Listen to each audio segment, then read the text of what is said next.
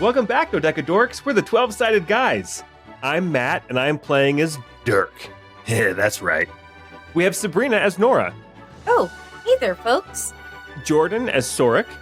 I doubt that. Anna as Echo. Hey, y'all. And as the Dungeon Master is Scott. I assure you I know what I'm doing. So, it's the holiday season. The holiday season. And you know... Yes, whoop-de-doo, dickory-dock. Don't forget to hang up your sock. Hey, you know what we'd love for Christmas? Some 5-star reviews. You know what your friends and family would love for Christmas? Podcast recommendations, namely this podcast. The name of this podcast is 12-Sided Guys, just like the 12 Days of Christmas. You say Christmas? Oh, hey, Discord. Also, join the Patreon to get access to some toy exclusives. That fits in your stocking. Sick as hell.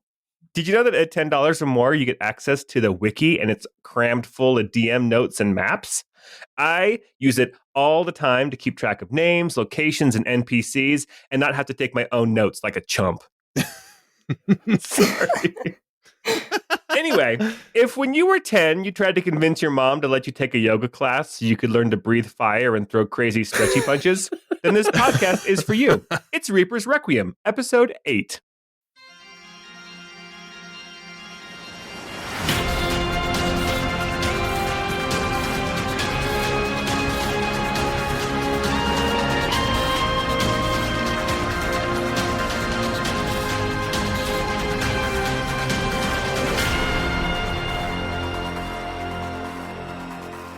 Fun fact, my wife has been teaching yoga for years and she can't breathe fire or double the length of her limbs. Oh, so she's just not very good. Yeah, she's trying that. That's I know, too bad. she can only teleport and do those floaty jumps. You win some, you lose some, though. That's fair. As long as she yells out yoga every time she does something, I'm happy. Yes. She's like, and now we're going to go into crow pose. Yoga, yoga.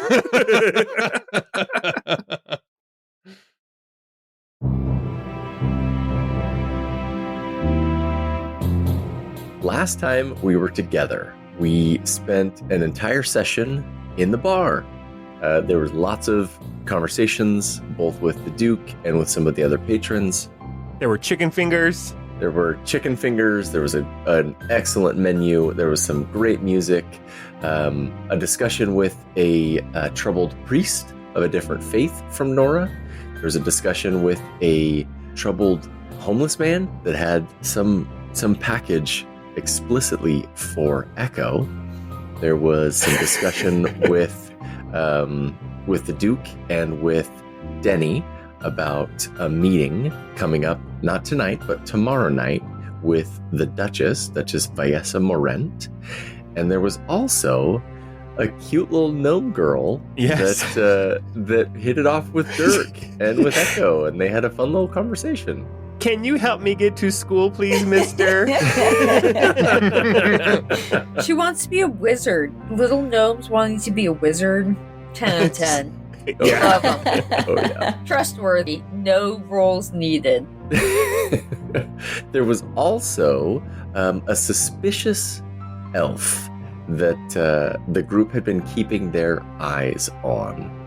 So that was someone like a brief recap of what was going on. The party finds himself in the Silver Lantern Inn in the capital city of Rosvane in the country of Naravethis. Kind of some tensions are building towards this upcoming funeral and the potential upcoming civil war as the Dukes and the Duchess try to figure out who's going to be the next ruler of the country. Now, some hours have passed since we were together last. Most of the patrons in the tavern have left for the night. Duke Grend has also retired to his rooms. But he won't be getting any rest. Attached to a couple other rooms, at least 2, maybe 3 or 4. Dude, Sabrina, you called it from the very beginning. He's got a hoe. Turns out he's got 2 hoes. At least minimum. So the Duke and Malric and Tora are no longer in the inn. The counter is being run by the Dragonborn maid, and the only other patrons, there's a couple of people walking around, the kind of getting settled for the night. It's getting pretty late at this point. The only other two people that are still here are the musicians, and they are currently at the front counter getting paid from the Dragonborn maid. That's where we are right now. The group is sitting together at a table near a dwindling fire on the south side of the inn. They're, long conversations, lots of drinks, and this is where we're going to pick up. At the table with the party is both Sharn and Kirkmid. I think with Sharn showing up here, she wasn't part of the conversation earlier because she was cleaning up from the road and everything. And she looks immaculate. She is like very well put together, dressed in some new clothes, and she looks like she's ready to be in the city and not traveling. Well, she wasn't here, and one of the last things that we did in the last session was we all kind of had a little come to Jesus and all confessed that we can remember the forgotten, and she wasn't here for that. So no, she We're was all not. closer for it. Yeah, I mean, I'm sure she's gonna find out. Kirkmid was there, and he's still sitting at the table, but Dirk is noticeably quiet. He hasn't been. He's had some realizations, and feels very vulnerable for sharing, and you can read that on his face. He's an open book. But he's been pretty quiet, just kind of nursing an ale for the past little bit. Nora is so excited to have other people, but she's trying to respect y'all and not ask too many questions, but she's kicking her heels a little bit. And anybody who will talk with her about it, she's, trying to get any sort of info. I think Sorik is, he has his, spiced wine or mulled wine, whatever it is. He looks kind of anxious, nervous. He has the look of a person who had confidence he was solving a puzzle at one point, and then somebody just dumped a bunch of pieces on the board. And now he's overwhelmed, I think, trying to figure out what all of this means. I think Echo's a lot closer to Nora's attitude, just because the whole reason that she kind of threw in with this group was in the hopes of finding out more about the reaping. And so to have found several other people now who are also able to remember feels like a breakthrough. Also, it's important to note, Echo didn't do anything evil. We all agreed on that. This is very important. Yes. And I forgot to unplug my Echo before I said that. Oh no! Oh my god! I love it. I love it.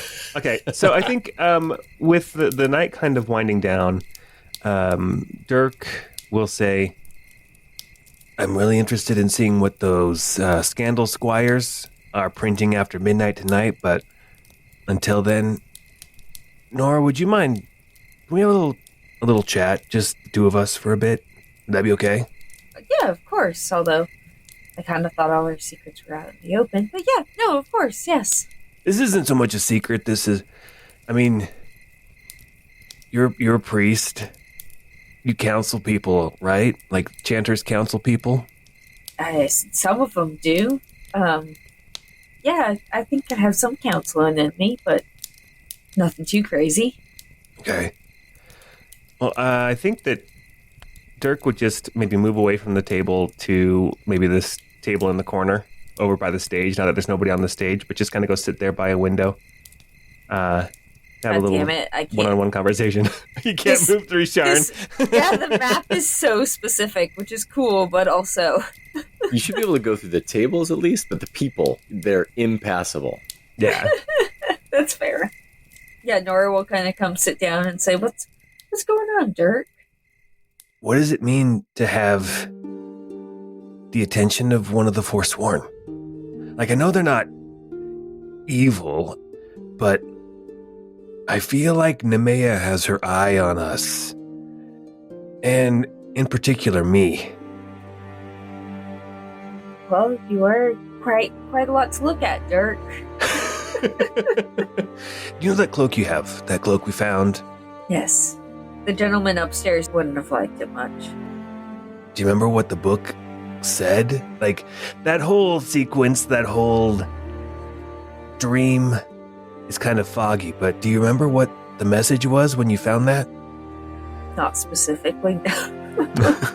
Well, it said something about how her hand had once comforted one of us.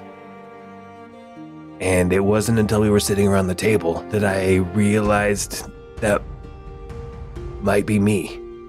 Has the hand of a goddess comforted you? Maybe. You know? What? Every young boy thinks that's what happened, but it's just normal. Do you remember in Tharndale, or at least on the road? Yes. In Tharndale, I told you about my experience the night when everybody was taken, when everybody was forgotten. And my experience was hazy, but I do remember very vividly feeling anxiety, feeling dread, and then a warm, comforting hand. And that was my experience that night. And what does it mean to be connected to a Forsworn? Well, I haven't done anything evil. I don't think anyone in this party has done anything evil. Especially you or Echo. Hey. Yes, or I've done some evil. It's fine. no, I don't think we're evil. To be honest, Dirk, I'm a little scared because I felt so confidently that this was Mirren's gift, and that other folks, like, I thought when I got to the city there might be a few, not nothing crazy, not like a herd of people, but a few other people who worship her, who had memories. But I didn't expect to find such an eclectic group of people who don't worship her, who remember. And so now, to be honest, I'm a little bit curious where this gift came from, and maybe, well, I don't want to say I don't think it's Mirren, because of course, praise be her, blessed be. But maybe there's more of an interconnection between the gods, including the Forsaken. I mean, they're gods for a reason, right? Yeah. I mean, I don't doubt your connection to Mirren. The message that came with your cloak was that her hand had touched one of us, not all of us. So, I don't know, maybe we should have the others over here for this conversation. I'm worried. My whole life, I've been worried that I've been the cause, and people have told me that I was the cause of people being forgotten. So I learned to hide. You call it a gift. I learned to hide this ability. And what happened at Tharndale, the night that 4 of us with this same gift, curse, ability, when we were all there together. Do you think that we, like, our presence, are combined? Why our powers combined, we are, yeah. Bad vibes. No, I'm hoping. What I was hoping is that you'd come over here and tell me that was silly, and that no, Mirren has a plan, and of course, but I can't shake it, right? I can't. Praise be her. Sure, yeah. I mean, I guess part of it too is like I was never the most like faithful person, but I followed Calith. At least that was like my plan, but. We should probably have this conversation with all of us. I just was hoping for a little bit of... I was hoping that you could solve everything with, like, some priestly wisdom, but I don't think... I think this is pretty unprecedented territory for us to be venturing into, so I don't blame you for not fixing everything. I guess naive me was hoping you would. Damn, dog. Oh, okay. Sorry, my wisdom wasn't good enough, bud. No, it was good wisdom, but like there aren't answers. That's the problem. No, You know, there's not answers, and I think that is the problem. In general, I think it's full stop. There's not answers, and that is the problem. Dirk is going to cast. Do I have that spell? Never mind. I don't have message, so I won't cast message. I'll just do a little whistle and see about getting Sorik and Echo over here. While Nora and Dirk are having that conversation, are there any conversations happening at the other table with Echo, Sorik, Kirkmid, and Sharn? Ooh. I think Sorik to Kirkmid would end up saying something to the effect of, I don't know about you, Kirkmid, but I think we may need to figure out or devise some way of setting up watches in and around the vicinity of the tavern here, of the inn. That's a good idea. I guess I haven't had as much to drink as some of the others. I can watch first tonight. And he kind of glances over at the bar where the musicians are getting paid. And he says, I'll take first watch. I'll be happy to take the second watch of the night then too as well. I just feel like with everything that we've learned, everything that's going on, I don't feel that we can be overly cautious right now. Echo is gonna, are you guys saying that super quietly, or can Echo hear that? Echo can hear it. I mean, I'm not speaking super loudly, but enough that here at the table, people could probably hear.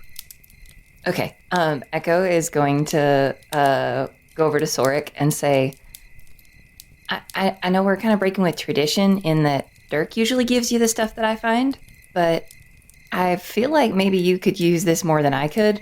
And she's going to take off the sentinel bindings that she's been wearing. I think it was Sabrina's suggestion as a bolo that she has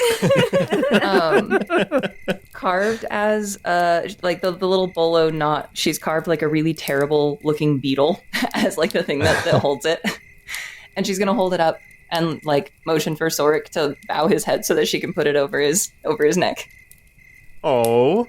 I think he would genuinely feel very touched by that, and he would put his hands up and say like, "Oh, no, my dear, I think it is with the correct owner. You should maintain that. You should keep that. And I hate to say it, but I fear that it'll be important probably that you maintain that and keep it. I don't know what's going to happen while we're here, but I just feel not at ease in this place." Well, yeah, that's why I want you to have this. I mean, I feel like, I don't know, if somebody were to roll a flat 20-sided die, say, I think I'd get hit maybe like a fifth of the time, and it seems like you might be double that. She's calling you a little bitch. Also, I just caught what you were saying earlier, Tana, about usually it's Dirk who gives your things to Sorik. I said I was sorry. Sharn looks at you, Echo, and says, "Have you had one too many to drink? I don't understand what you're talking about." I don't know. Kind of got a glass cannon thing going on over here, don't you think? Oh, yes. Life yes. is like a 20-sided die.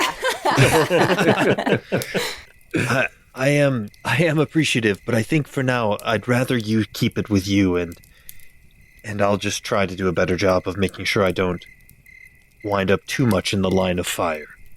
Oh, all right. And she'll put it back on.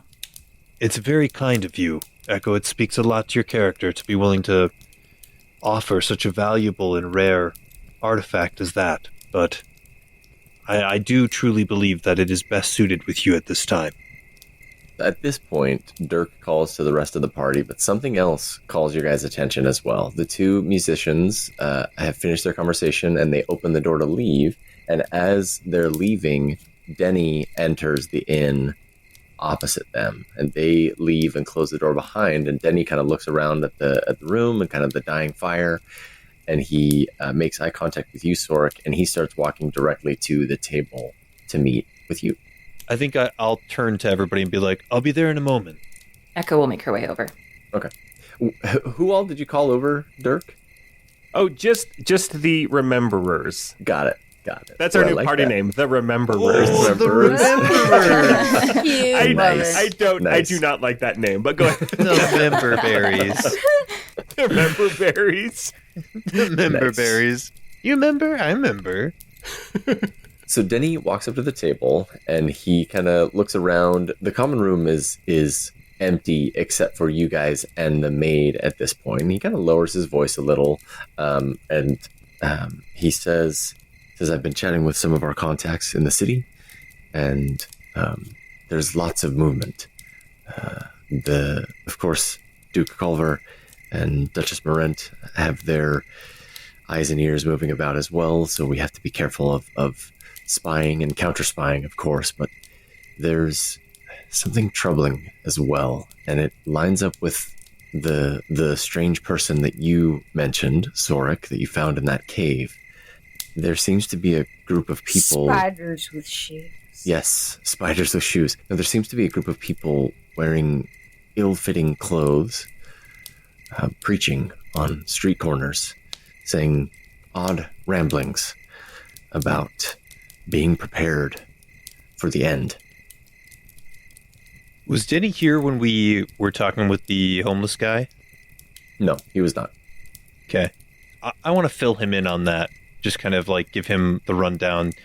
There was a man sitting in the corner earlier, just over there on the other side of the room from us, kind of near the stairs, and he had the appearance of somebody who was homeless, and he had a package, and was told that he would know when to give it or to whom he would give it because of the sound that repeats. I think it was a pretty clear indication that it was our group member Echo over there. That doesn't... I mean, it's possibly connected, but it doesn't seem to line up with the rumors spreading around right now. These people seem to be trying to recruit those to follow them. I don't know all of the details, but they seem to be heavily invested in those that have passed and been reaped.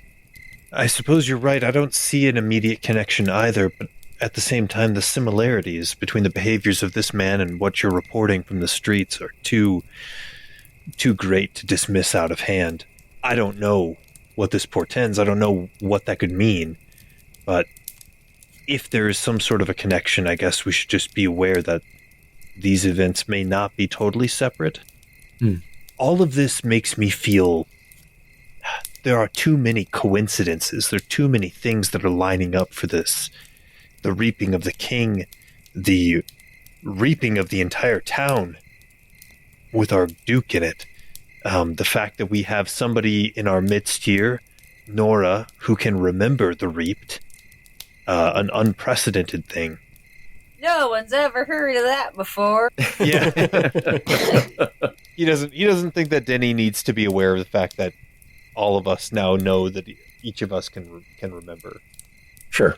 Anyway, Sorek's going to wrap up his thoughts here. He's just going to say, look, there's a lot of open threads to whatever is happening between the people that were sneaking around that town, the matter with the package that erupted into demonic creatures of some sort, the involvement of the Black Ledger, the fact that there are groups massing within the city, belonging to one duchy or the other.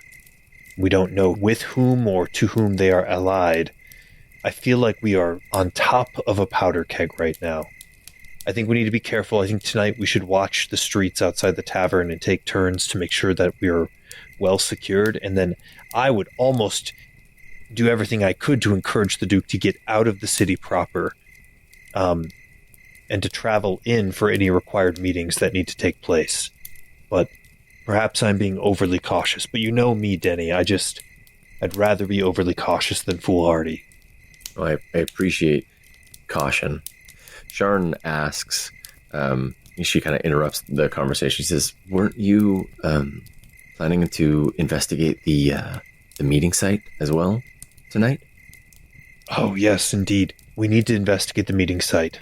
I'd rather, again, know what we're walking into and at least have a chance to make sure that there's not a trap being laid for us there. Yes, I agree.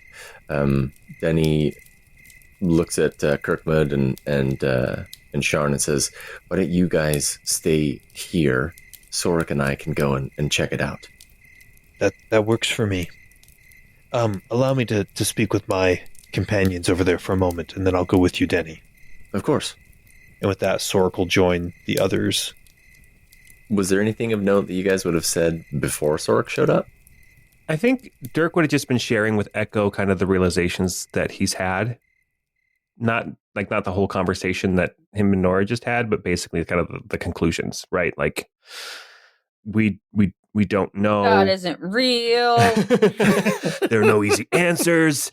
I didn't do anything evil either.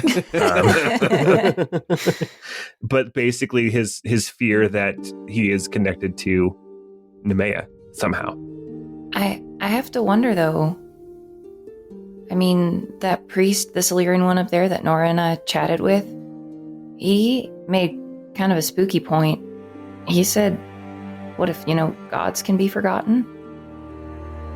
So maybe it's in the gods' interest to start working together against this thing, too?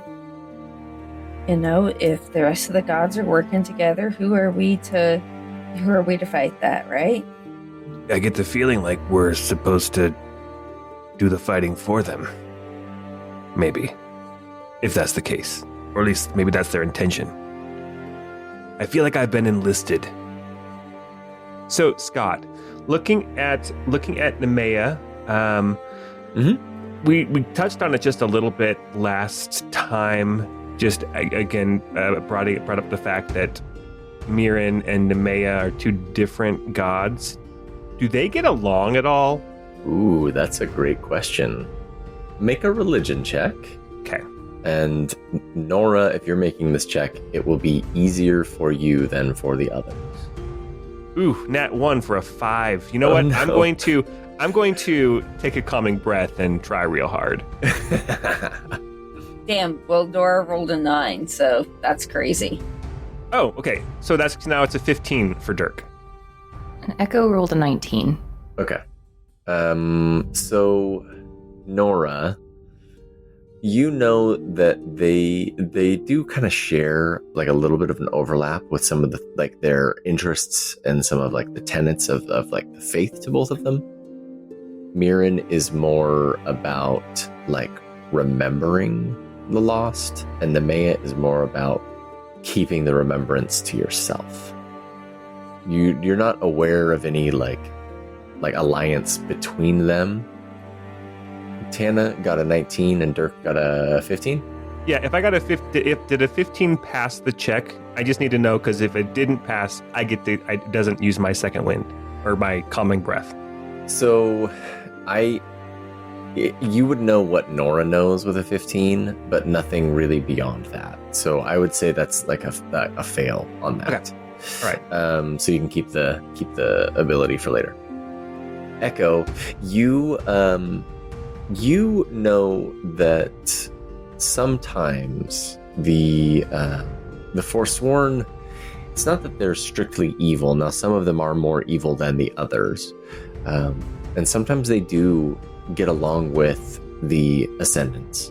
Sometimes they kind of change over time, where sometimes they're Ascendant, and then for the next 1,000 years they might be Forsworn, and they might not be worshipped as openly because of something that the god or goddess did.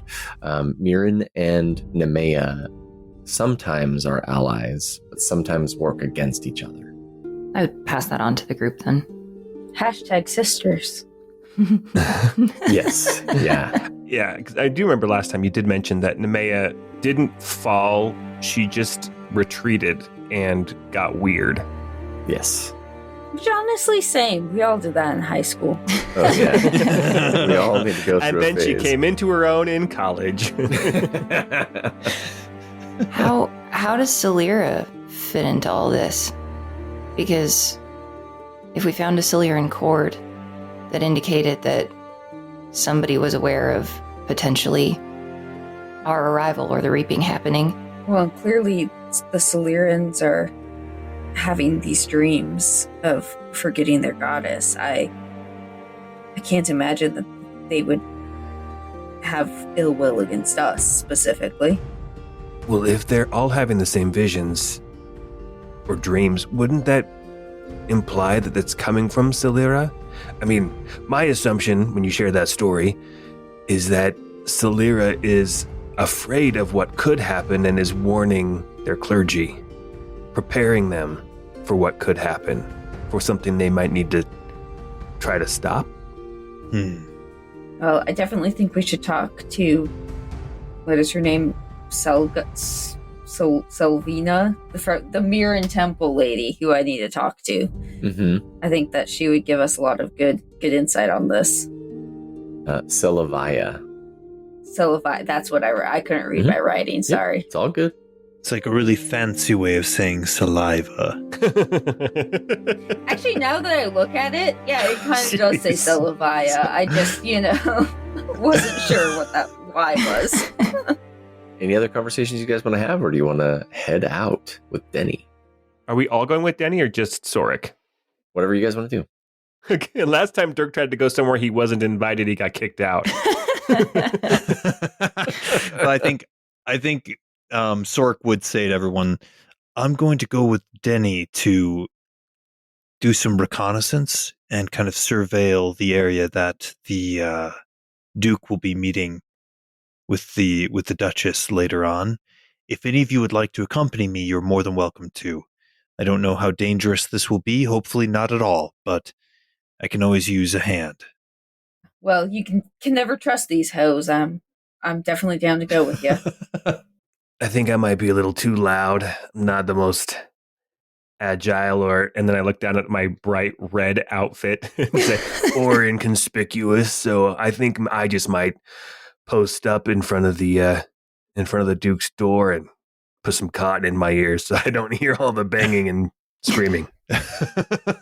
Lots of grunting. There will be lots of grunting. You're a brave man, Dirk. I'm the Duke's bodyguard. It's what I do. Maybe I'll stay here and help out Dirk and maybe get us one of those papers from the special robots. Oh yeah. That would be great. Yeah, Echo, you and I can hang out. I don't know if you noticed, but Matt, when he's editing the episodes, he has special music for when Echo and Dirk are having silly conversations. So we're splitting the party. Oh, hell yeah, we're splitting the party. We are. I think When we do are we splitting not the split the party? Come on. Okay. We've got things to do, places to be. We got to split the party. As you guys are heading outside towards the Scandal Squire, I need a perception check from the group. Nora got a 12. Ooh, Sork got a 21. Echo got an 8. And Dirk is heading upstairs to the Duke's room. Oh, I thought you were headed up to get the newspaper as well. Oh, I figured Echo would bring it in so I could read it afterward. Okay. Yeah. As the three of you, so it sounds like Sorik, Echo, and Nora are headed outside. Sorik, you notice someone off in the distance in like a dark brown robe with a satchel, and they have like really short brown hair. They're not like actively hiding, but it's getting really dark. Like it's late at night, and you, as you're like looking, this person seems to be like avoiding the lanterns around, but not like actively like jumping shadow to shadow, if you will. Got it. As you're leaving the tavern, this person, they didn't like flee when you were going, but they're like walking past and away from the inn as you guys were coming in. Are there groups, like, are there any other peoples out and about at this time of night, or is it pretty getting pretty abandoned? It's sparse. People are like, occasionally people will be walking through. You might have like a drunkard or two, like moseying about, or like a city watch coming through, but pretty sparse. Not very many people. Okay. Can I roll like an insight check? I think what Sork suspects is that maybe this person is either a cut purse or is a scout of some sort. Yeah, why don't you make an insight check? But not a Boy Scout. So Sork got a 15. They're not actively hiding, or if they are inept. They have zero skill at stealth. They just seem to be like avoiding the lanterns about. Interesting. They do not give you the impression of like a skilled cut purse. I think Sork, he won't say anything necessarily, but he's going to keep an eye on that individual. And I think in particular, given the lack of people around and kind of where this individual is hanging out, he thinks that it's less likely it's a pickpocket or a cut person. Probably it's somebody that's out to gather information. But if that's the case, he wants to kind of look to see if he sees that individual like make a mark or leave a note or, like whistle or give any kind of clue that he might be signaling to other people. Okay. The person is walking away from you, like away from the inn right now. So they'll be out of view pretty quickly here. Got it. Okay. I don't know that Sork would feel inclined to chase after him, but it certainly kind of piques his interest and kind of confirms to him that it's like, we need to set a watch. Like, we need to be vigilant. Okay. Cool. Do we want to go talk to the robot newsies? Dirk will come out the front door and he'll be like, "Hey, I wanted to see if that robot said anything different or like had a different voice or something." He said 8008. As you guys walk up to the Scandal Squire, he looks identical to what he looked like before. Do you have a paper, good sir? Yes, we always have papers. That will be 1 copper. Sork will, I guess, flick a copper to the robot, which I don't know if he'll catch it or if it'll just clank on the ground. But You have to slip it into his wiener slot. No, it's... Do you remember that episode of Community with the Ass Crack Bandit? That's how you pay this guy. Oh my god, yes. Oh man, so he does catch it actually. You flick it over to him and he catches it and goes through the whole process and starts printing out a paper for you on the spot, and he hands you this. It says, "Herald strikes again. A bodyguard's burden, according to people who've never fought for anything. By Inkwitch." New York Times. By Inkwitch? By Inkwitch, editor-in-chief of the Rosvane Herald, but Rosvane is spelled funny. That's late speak. The O Incredible. in Rosvane is a 0, and the A is a 4, and all of the E's are 3s. Damn, this guy's so cool. Did you guys say that you just saw somebody out here with like sneaking around? Do you think that was the person supplying the new newspapers? I suppose maybe it's possible.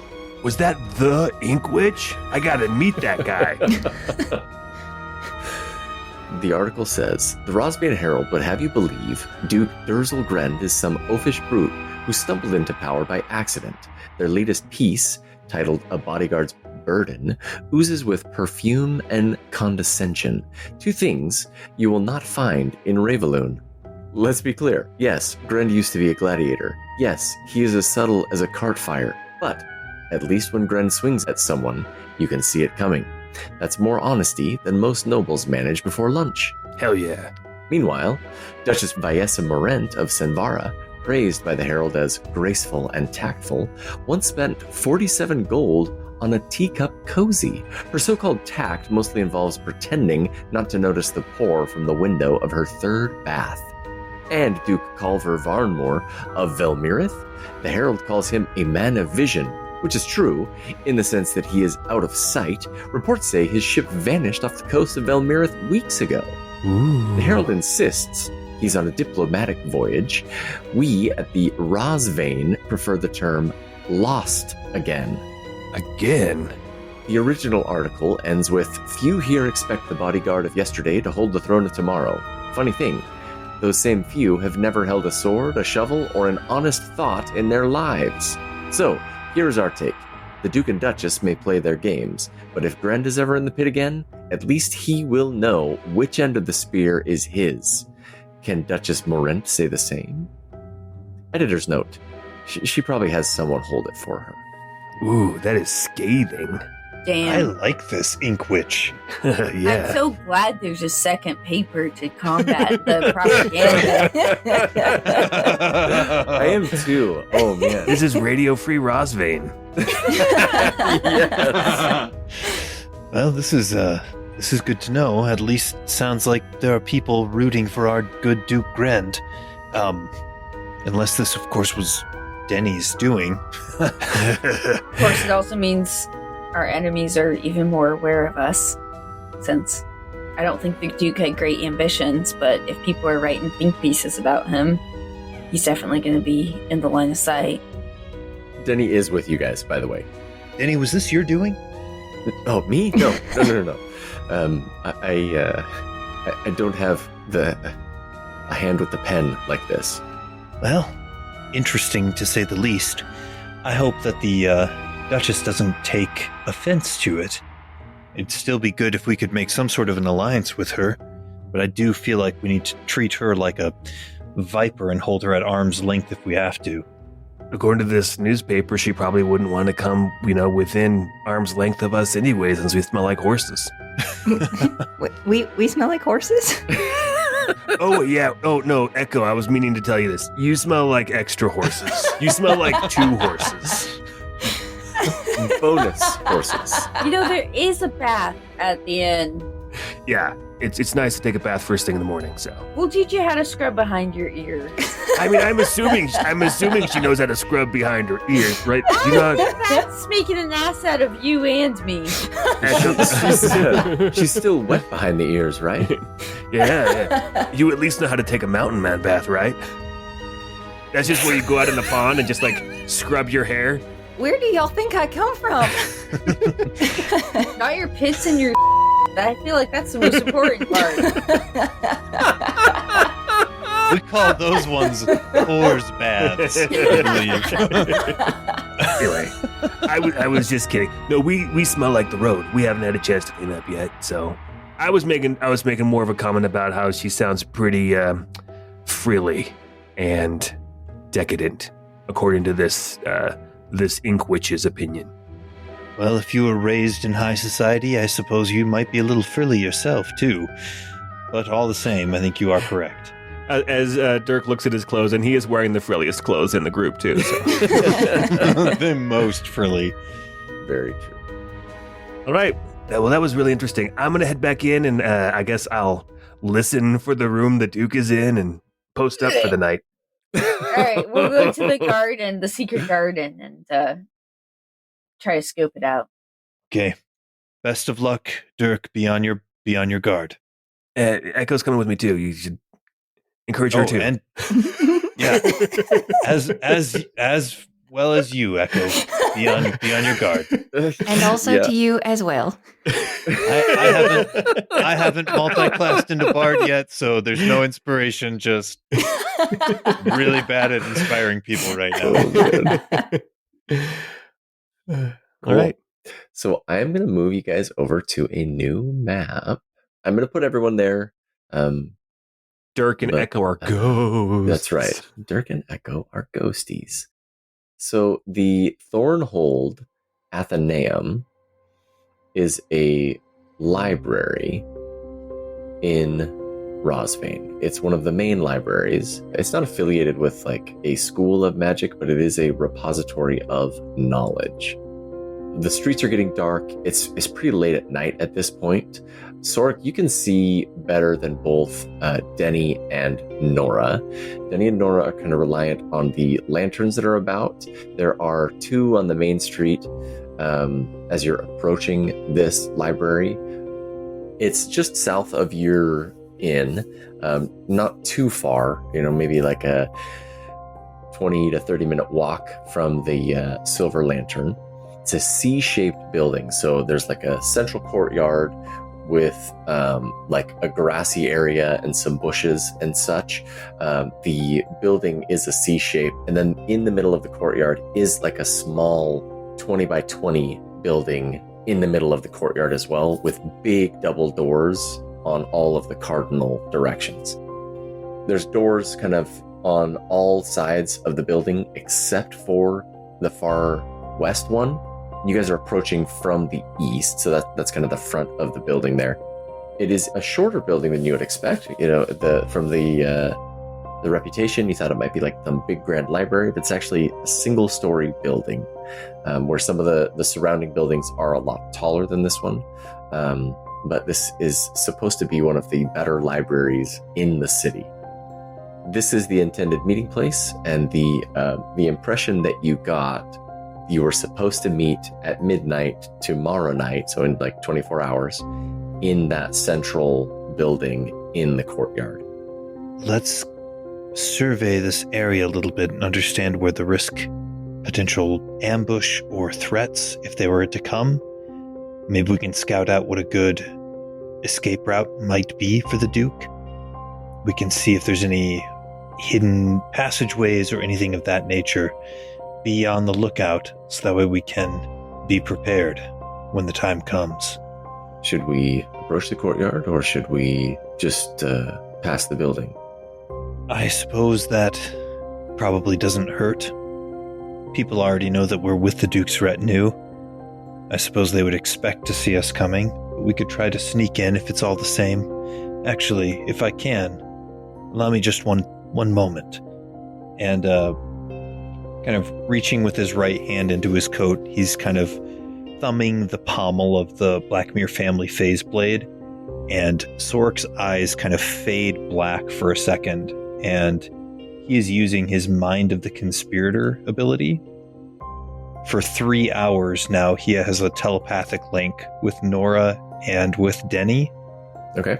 And that is good for a mile distance for the next 3 hours. Okay. And so, his eyes kind of turn jet black and then fade back to normal a moment later. And then in your mind, Nora and Denny, you would hear Sork say, "This will allow us to speak a little bit more discreetly as we walk the premises and have a look around." Oh! That'll come in handy. Thank you. Denny, as you guys approached from the east, the alleyway on the north, he said, it's kind of it's pretty dark in that alley. I might not be as useful as I would be here in the better lit areas. I'll check that out. I can also cast a light spell if we need to, but I think sneakiness is maybe slightly more key at this point. How sneaky do we want to be? Allow me to sneak. I'll be very sneaky. Sneaky Sneak. I'll go along that northern side and have a look around. I can see a little bit better. Why don't you, as you're kind of casing the building, and Nora, you can make this check as well, but make a perception or investigation check just to kind of notice some different things. Actually, why don't you both make a perception for things that you notice, and then as you're casing the joint, I'll do an investigation as well. Did you just say as you're casing the joint? That's right. Oh, yeah, we're casing the We're joint. totally casing the joint. That's literally what we're doing. Sork got an 18 for his perception. Nora got a 14. Nora, you notice the lights.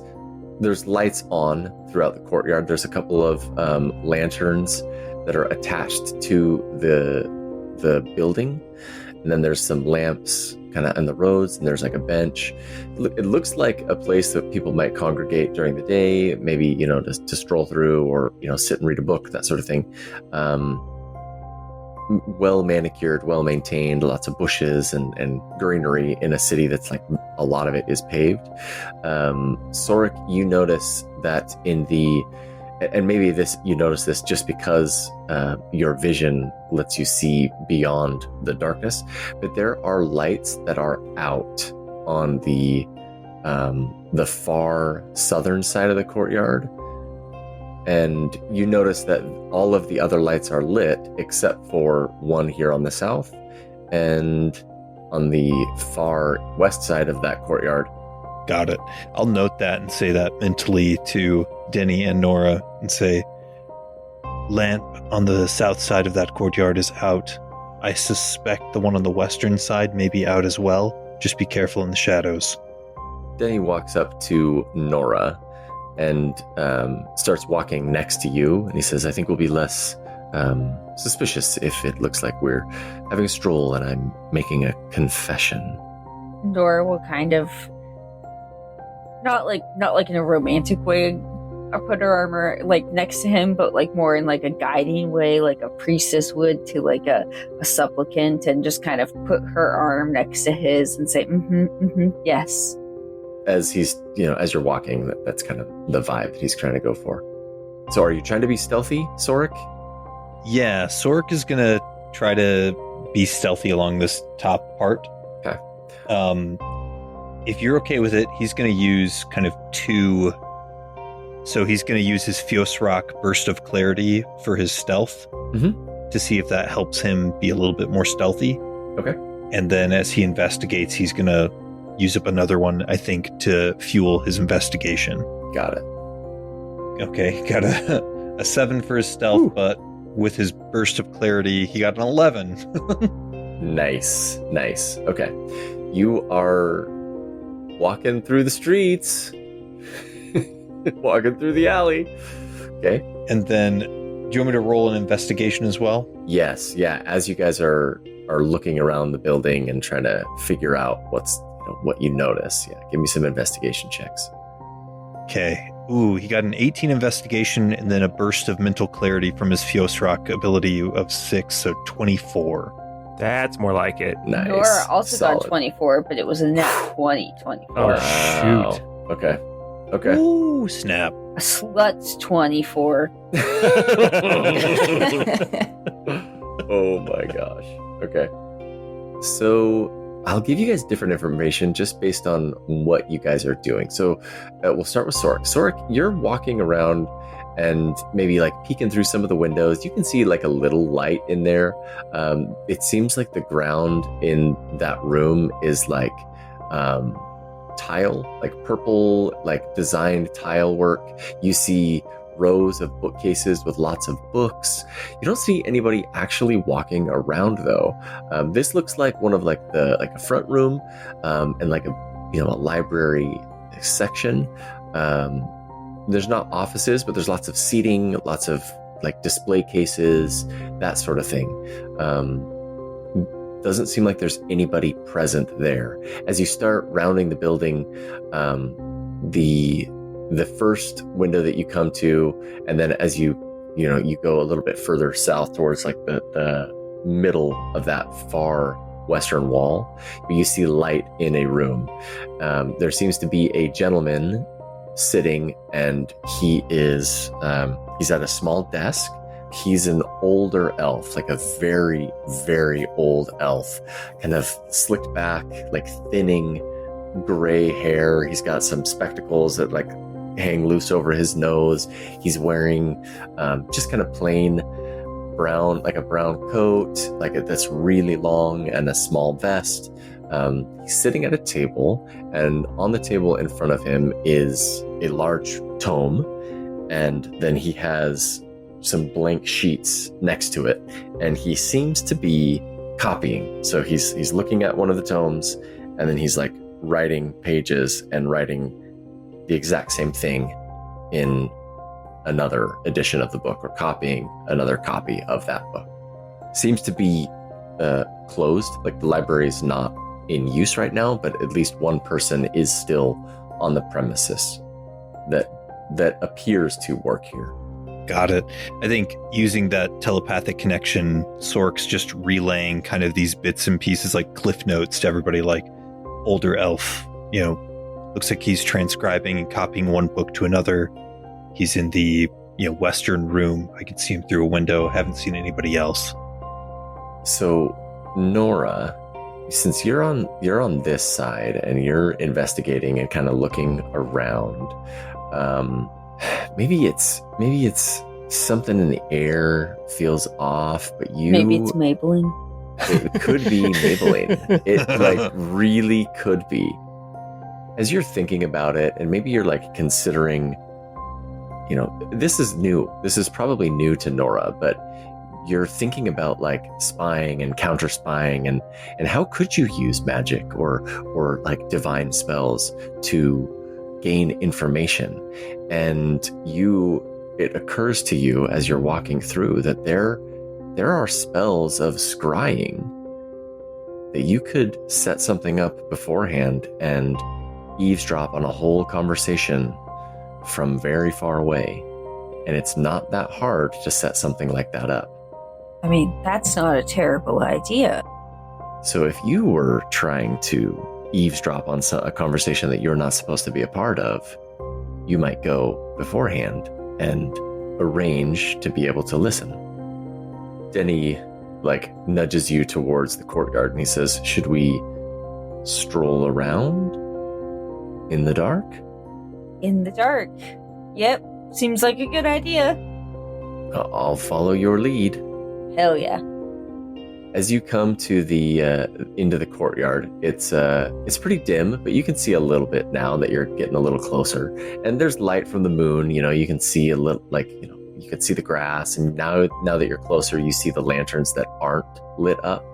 You also see that there are large double doors on all of the cardinal directions of this building, and it's about 20 feet by 20 feet. It's made out of brick, and it's got a big circular roof over the top of it. There's all these small mushrooms growing on the corners of the building, and it seems like a nice little nature spot in the middle of a very paved over city. So I while we're here, I definitely do want to kind of look around. The light posts that are out, are they intentionally out? I don't know. You can walk up to them. Yeah, do they look like they should be lit? Denny walks up to the light, the little lantern post with you, and looks like you could light it. Well, I don't necessarily want to. I'm just wondering because it does seem like some of the lights are lit. Yeah, there are two that are out. All right, yeah, let's light it. Okay. I could use some fire magic, but I think I have a backpack full of stuff, so I think that I probably have some sort of flint and steel in there. Yeah. You're able to light it pretty easily. I want to light the other one, too. What's your passive perception? 14? No, that's investigation. Hold on, sorry, 13. Okay. As you're standing there, you lean over to this door on the very far west side of the building, and you light this lantern. There is a shadowed figure that has been hiding against the wall of the building. I will share with you his image and describe him just a little. What's up, my dude? Oh! Dude. All in black leather with a black hood and a cloak. And then he's wearing what looks to be a metal mask over his face with red painted lines over the brow and kind of angular from his forehead. And then he's holding a dagger, and he is going to lunge for you. Excuse me, are you the Ink Witch? I was just trying to light the path here. Oh my goodness. He's the groundskeeper, and he's mad that you're doing his job. Oh my god. Trying to take my work. We're going to roll initiative.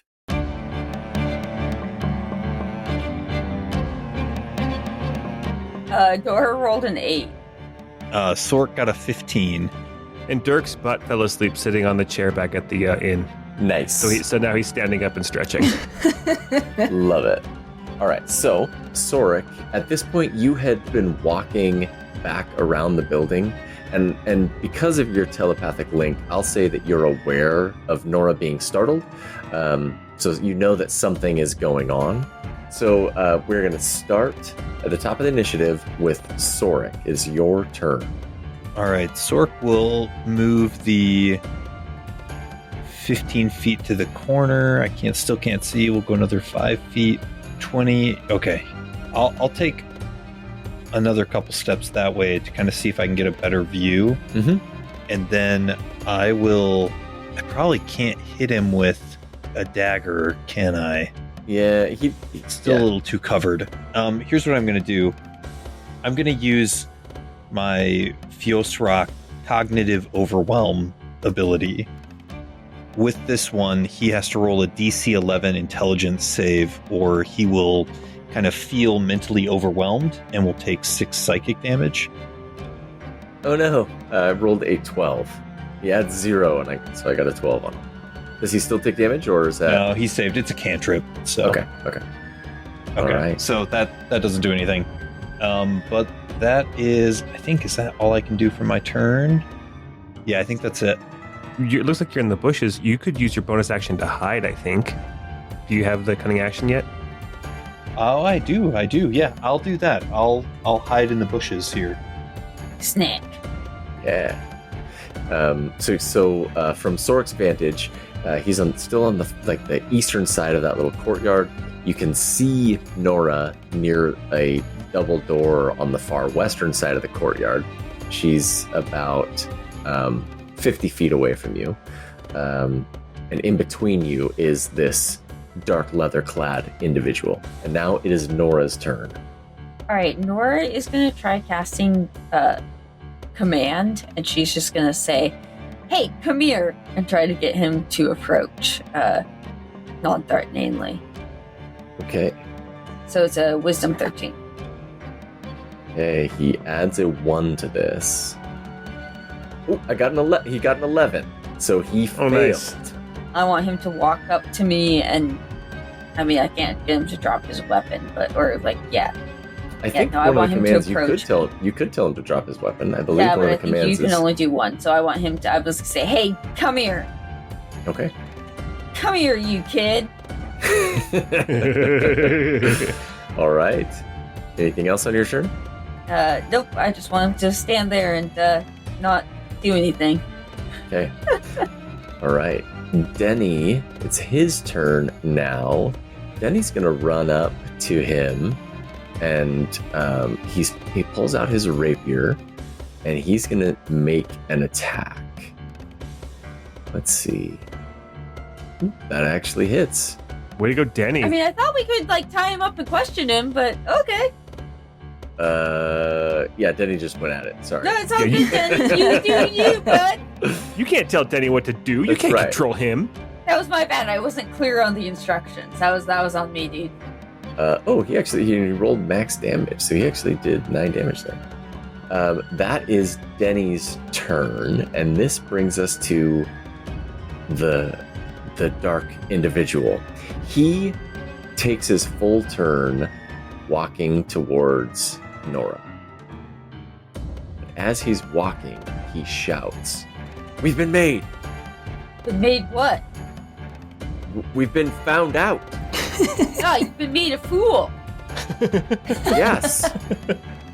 You found me! And just me!" We've been made. And by we, I mean the royal we. Okay, that is his turn. And we're back to Sork. From where I'm at right here, if I were to do a ranged attack, I guess ranged, you can't declare non-lethal on a ranged attack, can you? I don't know. I think it has to be melee, but I would have to check to see about if thrown Yeah. counts as ranged or melee, because it's technically a ranged attack with a melee weapon. Okay. Well, I'm going to use my bonus action to dash to kind of cover some of the extra ground. And I'm going to come up behind this guy and while I'm doing that, I'm going to mentally say to Denny and Nora, let's take this person alive. We need answers. Oh, what a great idea. Glad a man said it.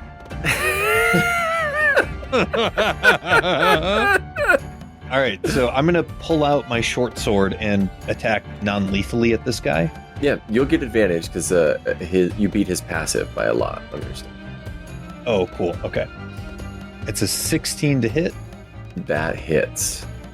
9 piercing, and then 6 sneak attack for 15 total damage.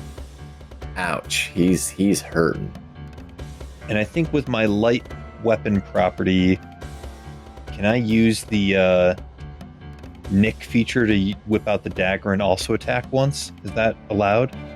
With the Nick property, if you have that mastery, you can use that as part of your action. Yes.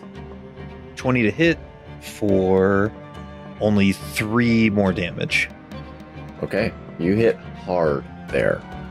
And that's it for Sorik's turn. Okay. Someone that none of you can see yet is taking their second turn. Nora should be able to see this person now. The door opens, and you see an individual with a spellbook, also in dark leather armor, does not have a mask. He's holding a spellbook, and he opens the door and sees the situation.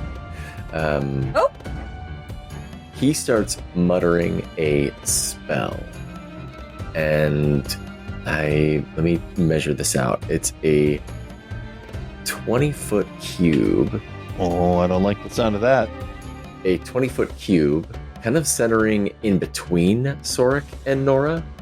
He starts muttering a spell, and as part of the spell, you see him like reach into a pouch at his hip, and when he brings out what looks to be like a cobweb, and he blows it into the air, and then suddenly, like this massive intertangled layers of cobwebs start like spilling into the air, like as he's blowing it towards you, and it just fills this whole cube with webs. So now it is difficult terrain and it's lightly obscured, and the first time you enter the space, you have to succeed on a dexterity saving throw or have the restrained condition. Got it. Should we make that dexterity saving throw right now? Yeah, why don't you guys make it right now? Can't believe he done this to us. I got a gentleman's 20, a slutty 20, actually, I think. The DC is 12. Oh yeah, Nora got a 13. Yeah! Nice. Let's go. Okay. Oh no. Oh no. So Denny passed as well, and the only person that did not pass was his own companion.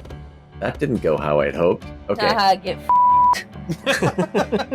He turns tail. He starts running away, and he opens this far door. He actually shuts that door. He shuts the door closest to you, and you hear footsteps within that room. And that is the end of his turn. It is Nora's turn.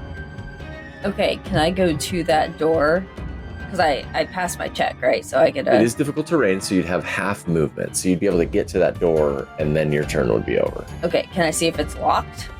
It is not locked. Okay, so I want to open the door. So you ran back across towards that central building in the courtyard. That's him in the corner there. Mm-hmm. Him in the corner. Oh, wait, so I still have a thing, though, because I can see him. Yeah, Stop. yes. Okay, We did a losing your religion joke last week as well. I know, I thought about it, but he's still in the corner. Yep. Let's see, is this... I kind of want to command him again. Can I do that? Like you can do another command spell. You'd have to pick one or the other. I don't think you could target both of them. You can on a higher level spell. Let's see. That's very true. You can affect one additional creature for each spell. Okay, so let's use a second level spell, and let's just try to command both of them to chill the out. Are you telling them to stop moving? Or... I want them to come towards me again. We're gonna give them some spankings. Okay. All right. DC 13 whizzed? Yep. Okay. Okay, the mage failed, got a 9. Oh, they both failed. Man, Get over here. wow. Wow. Okay. All right, that brings us to Denny. Denny. Hashtag mom voice. That's right. That's what the spell's called. Denny goes up to the guy that is restrained, and he starts his attack. He'll have advantage on this, actually. Gets a 17 and does not too much, but does 4 damage. And he's going non-lethal now, so he's following suit with what everybody else is doing. Oh, good. Nice job, Denny. Way to calm down. That brings us to the one with the dagger. He's going to attempt to break free of the web so that he can follow your command. And he does. He's no longer restrained, and he moves forward towards you, Nora. Okay, that brings us to Sorik. With him now obeying her commands, would Sorik, I guess, can I roll like an Arcana check to see if Sorik would realize that he doesn't need to fight anymore? Or I guess Denny just did damage to him. Yeah. So you've been around her enough to know that it only lasts 1 turn. Got it. Okay. That works. All right. It's mom voice. It's not permanent. You just kind of get a reaction. So Sorik will attack non-lethally again at the dagger-wielding guy. Okay, make your attack. For a slutty 20. Nice. For 7 piercing and 9 sneak attack for 16 damage. Okay, what does that look like? You have brought him to 0. Oof. He comes across with the short sword, but quickly flips it around in his hand and slams the pommel of it into the guy's head. Okay. And kind of knocks him unconscious. Okay. He is unconscious, and he falls back into the webbing. And then I will move and will come up next to the guy that's trying to leave. Okay. I think that's it for now. All right. So this guy is going to leave your threat range on his turn, and he's going to walk towards Nora. And he gets right up to Nora, and that will end his turn. I'll react with an opportunity attack, if that's okay. Yeah. Doing this non-lethally as well. Ooh, only a 6 to hit. A 6 will miss. That's a nat 1. You gotta call those out. 1. Yeah, bummer. That was gross. Okay. Okay, so now it is Nora's turn. Okay, Nora, not necessarily wanting to do anything that's necessarily going to hurt them. I don't know, I might just give him a little whack with my mace and non-lethal. Let's see what happens. I never hit people with my weapons. Oh, that was a nat 1 for a 2. That will miss. I tried to give him a bonk and I didn't do it. Maybe don't do that again. You told him to come here, you tried to give him a spanking, and it did not work. It did not work. Well, okay. You know what? For now, things are going my direction, so I'm just going to let other people take care of that part. All right. Denny is going to approach. He's going to take an attack. Let's see if he can hit. That will miss. Denny got a 5. Jeez. This mage is Trinity, apparently. That will bring us back to Sorik's turn. Yeah, Sorik will also close the gap and come from behind. In in a most unsavory way. And we'll go ahead and make a short sword attack. Poked from behind. Oh my gosh, a 9. And a 9 will miss. And then can I use the the Nick property to still do the bonus? Okay. Yeah. Every We're time, gonna- man. And again, non-lethally. Ooh, gentleman's 20. Okay. That's a lot of dirty 20s you've rolled. Oh, man. Yeah. That's 1 piercing and 5 sneak attack for 6 damage. Man, that's rough. That is rough. Okay. Let's see. What is he going to do? You know what they could use right now, Tana? Graze. Yes. They could all be a little glazed. I'm trying to decide what this guy wants to do. He's going to do a special ability that he's got. So I need everyone to make a dexterity saving throw. 10-foot radius around him. Oh, gee, that's everybody. A massive explosion. Is this going to hit the unconscious guy too? It will indeed hit the unconscious guy as well. I failed. I got a 7. Oh my gosh. Oh no. Oh no. Oh no. Okay. Hey, it's not a total party kill because the total party isn't here. Oh no. It's Oh, on- no! It's only 10 damage. Oh no. Nora got a 9. Okay, so you'll take the full damage then. Let's see what Denny got. Oh no. Oh no, Denny passed. Okay, which is good because Okay. Denny is actually pretty weak. Yeah. Denny is bloodied. You're all bloodied, aren't you? Yeah. This could be bad. Real quick, let me check the rules on web because this might have triggered something. Webs are flammable. Y'all, I tried to prepare you. Oh, did they all catch on fire? Any 5-foot cube of web exposed to fire burns away in one round, dealing 2d4 fire damage to any creature that starts in its turn in fire. Good news though, this specifically says force damage. Oh, it does say force damage. I thought it was fire. You're right. Were you hoping it was fire? Huzzah! Only I have the power over fire. So, you're welcome. Rules lawyering like I do and calling out, hey teacher, Yeah. sometimes actually works to your benefit. It I was did. gonna say, that was You're a great. hero. I could have done like a firebolt and had him like cast one at each of you. Oh, jeez. But Yeah, I too could have done a firebolt, but instead I was trying to keep you guys alive. So don't be a nutsack. his companion, unfortunately, is now dead. Oh, all right, we got to take this cat. Rip. Let's see. He's going to start running. He's going to dash around. I'll take my reaction opportunity attack if I can. Okay. Yeah. Anybody that can make their attack of opportunity. This is your chance to spank him again, Nora. Alright, I'm swinging. Another dirty 20. How many dirty 20s? That's like 6 or 7 in this fight that you've rolled, Jordan. Wow. I've rolled a lot. Nora got Okay. a 3, so she's one step closer. That's right. That's a lot closer. Denny did 3 damage. Yeah, I did 4 damage. Also, Okay. again, non-lethally. Okay. He's not quite bloodied, but you guys have done a lot of damage to him. That brings us to Nora's turn. Man, dude, Nora's kind of pissed. Alright, I'm not gonna fireball him. Everybody calm down. But Yeah, I where's this Wrath of God ability that you were using in the random save game?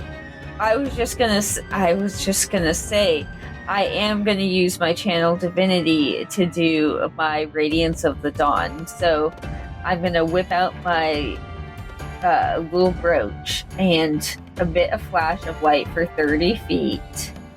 Any magical darkness is dispelled, and each creature of your choice must make a DC 13 con save throw. He is 35 feet away from you. Okay, I'll step forward then.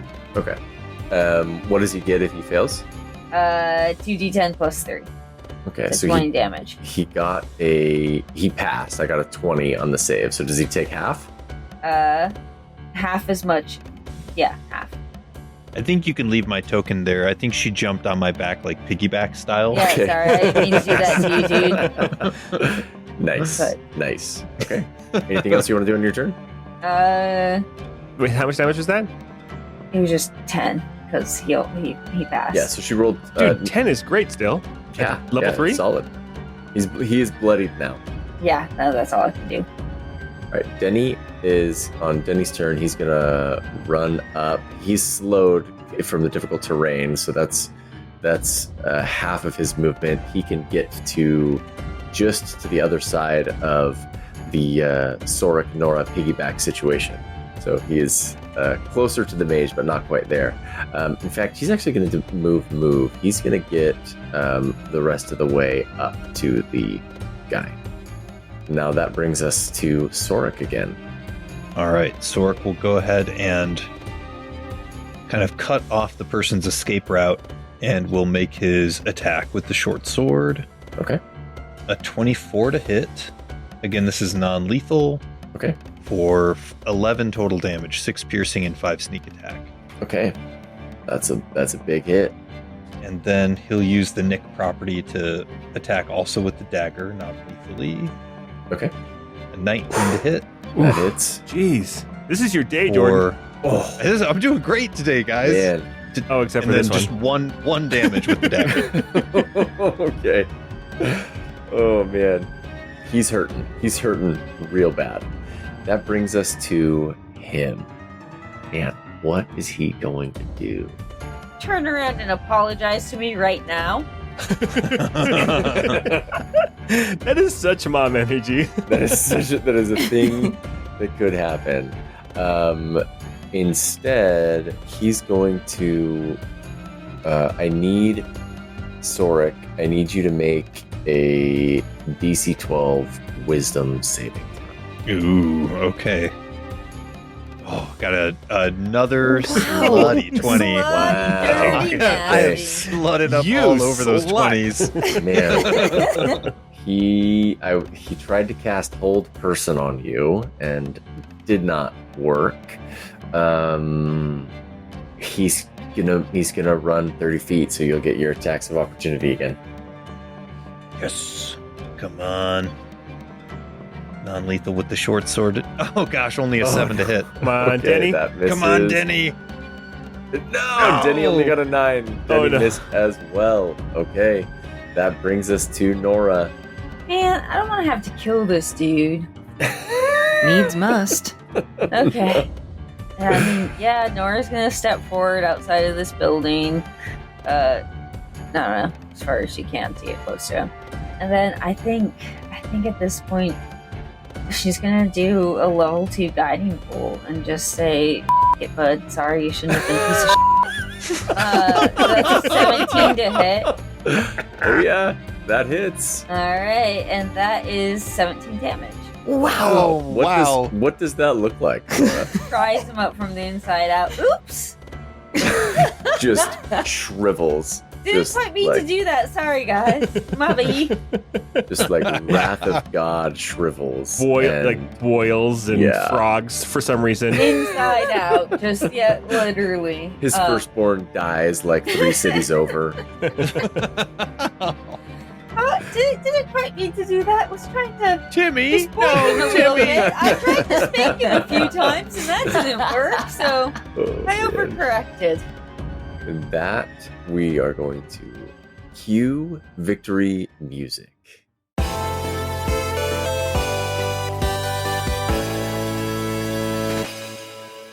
Whew, you guys did it. Yeah. Well, now I just feel terrible. I do want to search these guys, see what they were doing. Yeah, I think Oh, yeah. Sorik will put away his weapons. He'll kind of curse under his breath, be like, "Damn it! I wish we could have taken them alive, but let's search the bodies." Mm-hmm. Okay, so as you guys start searching the bodies, you find total value between bits and bobs, like some gemstones, that sort of thing. There's 38 gold pieces among the two of them. There's 25 silver. The mage one had like spell components, all sorts of, different dusts and, bits and bobs in his little pouch. You also find chalk, like random things to do spells, that sort of thing. It looks like they were trying to do something in that room that the mage was hiding in. There's a spell book on the mage that you guys can take. Nora, do you want to hold on to this money? And the spell book. Yeah, go ahead and take the spellbook as well. I have no need of it.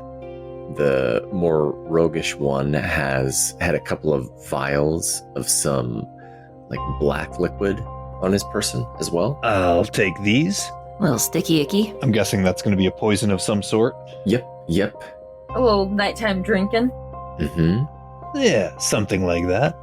Yeah. It's both of them are or one-time use. It's a soul black vial is what they're called, and it adds a 1d10 to one attack. In the spell component pouch, you also find some crumpled instructions. I'll read them. It says, crumpled instructions. You are not to fight unless absolutely forced. Your kill is the silence, not the blade. Set the shard and leave.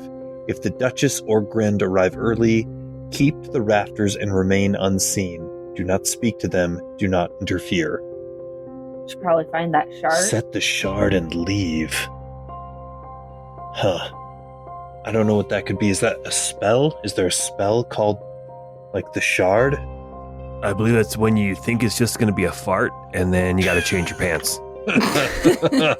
That's really setting that shard in place, you know. Yeah. I thought it was more of like a physical trap. I assumed it was some sort of slang term for, I don't know, an ambush. Interesting. Well, let's take that with us. I think that we should maybe consider as well carrying back the bodies so we can report them to the proper authorities. We could try. I don't know if I can really carry two grown people's bodies, but we should definitely report them to the authorities. I just feel that leaving them here might not be a wise idea. That's true. Alright, Nora will just go grab some by the ankles and just start dragging through the yard. Okay. As unceremoniously as you can imagine. I feel like Nora and Sork will probably, grab one, and then maybe Denny can throw one over his shoulder. He seems young and healthy and strong, so... Denny is young and healthy. Denny is not strong. Okay. No, we're just all schlupping these bodies, just sweating, being like... People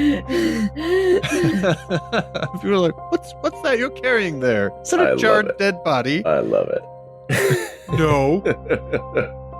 There's also a pair of crossbows. There's a pair of daggers. They seem to be well made but mundane. Leather armor. Okay. Were they both wearing masks? Or just the one? Just the one was wearing a mask. Named people don't usually have masks on when I make tokens. That was a hint. Okay, so the wizard was named. He was a big boy. Okay. Anything else you guys want to do in the courtyard before we leave? Definitely just look over everything that we can for the bodies before we turn them in. Yeah, in the room to see if they were casting a ritual or if there's anything we can glean from in there. Any Arcana vibes? Yes. Why don't you guys make either an Arcana or an investigation check? I'll help Nora with her Arcana check here. Oh my. Nora rolled 2 nat ones Oh, for no. a 6. Do you want to roll the investigation? That's amazing. Well, yeah, because Danny would be helping one of you, maybe. Yeah. Okay. So the Arcana check, you don't know what spell they were doing. You don't know what spell this individual was working on. Maybe he hadn't gotten very far into it. Maybe because it's not divine magic, it's more like book magic that you just were unfamiliar with it. I'm flustered. Mm-hmm. I'll let someone make an investigation check as well. I mean, I still feel like you're our best chance here. I can't do Nora? that again. I can't bear the shame. Statistically, you've gotten out all of your nat ones, right? Statistically. That's how dice work. Statistically. Yeah, that's definitely how stats work. I mean, I could give it a shot, and then I have one more dice for my mental clarity Fiosrock stuff, so why don't I try it? Okay. A 13, but with 5 on top, so an 18. That's a good roll. Yeah, that is a good roll. As you're looking through and investigating, you think to yourself, the rafters. So maybe they were doing something in the rafters, and you kind of look up. It's not a very tall building. Everything is single story in this, both the library and this little smaller building in the middle. But there is like a small, exposed beam of it looks to be structural. And as you're glancing up and looking at that, you see what looks to be a diamond placed, nudged wedged into one of the rafters. Why, hello there. Yeah, it's nice. It's probably worth at least 1,000 gold. And when you pull it out, it's covered in fresh blood. What the devil? Huh. Well, let's take this with us. Any ideas what type of ritual might call for a blood-covered diamond? Nora has no idea. My arcana is really, really bad right this second. But maybe if I sleep on it, I can think on something. Yeah. Remember, you have a former student of the magical arts back at the inn as well. Yes. And someone who wants to become a student of the magical arts. Well, that's true. I don't trust these gnome girls. We are going to go back to the Silver Lantern, and we will wrap up our session by checking in on Echo and Dirk. So, anyway, you find out that the narrator was actually Sir Tyler of Durden the whole time. What? And No then- way. Yeah. And then like a band of pixies, I think, blows everything up. And Oh my yeah, God. I think that's like the whole plot of A Knights Club.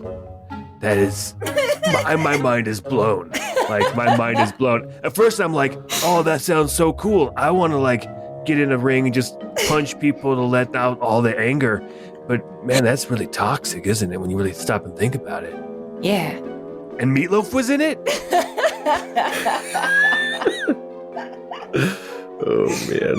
That's funny. I like to think too that at one point during the evening, Dirk was like, hey, you want to see something really cool, Echo?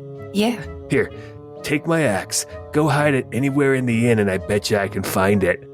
Okay. Echo's gonna take it and hide it like down under the bar. If the maid's not there, or even if she is, She is. She's like night watch, if you will. So she's like doing the late shift. as soon as I hear that Echo is on her way back, I will summon the axe to my hand. So when she gets back up to me, I'm sitting there with the axe on my lap. Nice. How'd you do that? Oh, you mean this? And I'll summon my hammer, which I think I maybe left on the road on the way in. I'll summon my hammer to my other hand, my maul. There's like a very confused caterpillar on it. That's how I spent my evening. Oh no, and that's how you brought an invasive caterpillar to the town. You just ended the entire world right there. Oh man, too funny.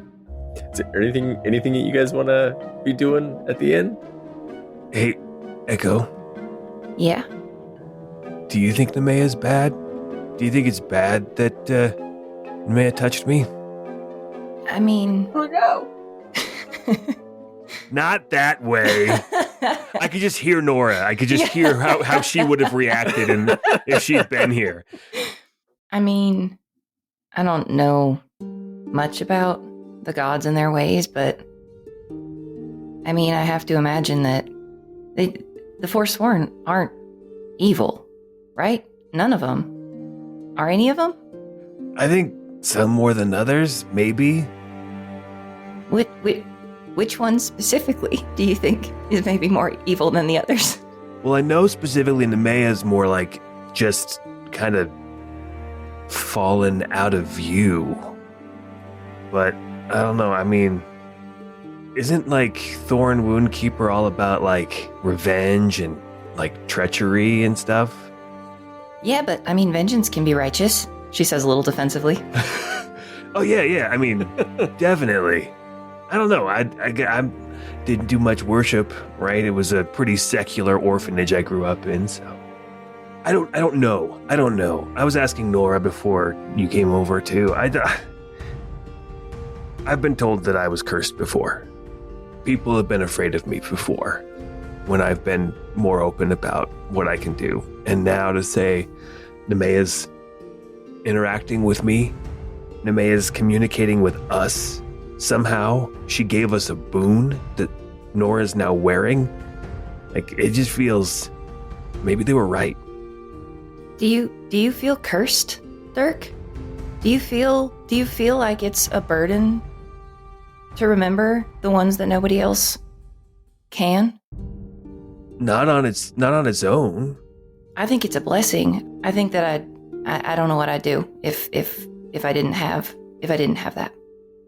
I am happy to remember those people that I love that others can't. So on its own, no, it doesn't feel like a curse. But those people around me, they sure do a good job of making me feel like it's gotta be. And is it because they're afraid of me? Is it because they're jealous? I don't know. I think people get scared of things that they don't understand. And this feels doubly hard because they functionally can't understand. We literally have things in our minds that they can't hold anymore. Just because somebody else doesn't like something about me, I'm not going to let them tell me that that's a curse. I think that's a really good perspective, and I hope that someday I can get there. For now, there's nothing I can do about it, right? There's nothing I can change. So I just try to keep on doing what I feel is right. But I don't know. I guess I've never felt so not in control of my destiny. I've had some pretty crappy things happen to me, but this is probably the least in control of my destiny I've ever felt. You don't think you've got a choice? I have a choice, yeah, but I've never felt like I've been toyed with by the divine. And it feels like toying a little bit, right? I kind of feel like they need us. I think that gives us some power. Thanks, Echo. Hey, do you want to go hide in my mall? See if I can find it. Yeah. Question for Echo. Yes. Would Echo want to find some time to read the letter in the package? Ooh, yeah. Yes. Because I don't know that, I don't believe that we got to that last time. We did not. Oh, and also, Echo, we should probably try to figure out what that dice with all the 6 pipped sides is. Yes. Oh, yeah. We should do that too. Mm-hmm. So you've had plenty of time to, examine it and such. It is a magic item, does not require attunement. You can give yourself advantage on a roll, any roll of your choosing, but your next roll gets disadvantage. Ooh. Tuck that away. And then it's 1 time per day. Oh, it's reusable? It's not just like a one-time thing? It's a 1 time per day. Ooh. There was a letter in that package. I'm assuming Echo finds a moment to herself, sits down, and opens this. And the letter just said EWB on the top. It says, "The wound remains bound. The hand will not wait forever. A test for the uninitiated. When the hour comes, the chambers remember their oaths, and the blade remembers its owner. Seek the vault of reflection. Keep silence until justice bleeds again. You have been called. You are expected to answer." You understand why I didn't read that to you, right, Dirk? No, I understand you kept that to yourself, yes. I think that's a good place to wrap up for the night. Whew, jeez. Hey, next time we split a party, we should probably have either Echo or Dirk go as part of each group. Or either Sorik or Nora could take the Sentinel's bindings. I would feel so much more comfortable. I feel like we're doing good. We did great. What are you I talking was about? gonna say we really crushed it. I don't know what, everybody. I mean, we didn't want him dead, but sometimes you got to do what you got to do. Yeah, how are y'all's hit points doing though? Well, to be fair, it was also it was saving throws that got them, not Oh yeah, that's fair. direct attacks. So Yeah. They were lucky. Nora came in clutch with command. Somehow it worked almost every single time. Mom voice. So I'm sitting here badly. thinking, you're commanding him to come at you, and they look like they're aggressive combatants. Like, okay. No, they needed to And it come worked here out and perfect. apologize. And tell me what was going on. It worked out perfect. Amazing. Awesome. Hey, thanks everybody for listening. Again, remember, Christmas is just around the corner, or whatever you celebrate during the holiday season. Tell your friends about us. Echo fits in a stocking too. Yes. Yes, she does. But yeah, tell your friends about us. They will be grateful to you forever for introducing them to their new favorite podcast. Ratings and reviews. Join us on Discord. Oh, you know what? I forgot to even mention, with the holidays coming, you can also buy something at our shop for presents. So we sell stuff. And until we get together next time, we hope you have a great time.